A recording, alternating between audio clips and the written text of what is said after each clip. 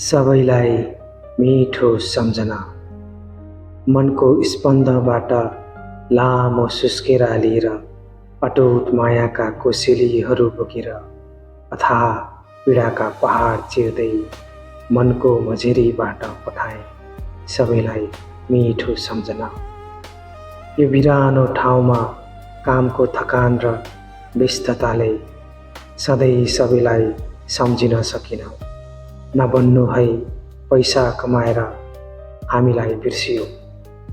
टाढा छु, व्यस्त छु, त्यसैले मनबाट एकमुष्ट पठाए सबैलाई मिठो सम्झना। फगत पैसा त आज हुन्छ, भोलि सायद नहुन सक्छ, तर माया र सम्झनाको डोरी समयले कहिल्यै जुटाउन सक्दैन।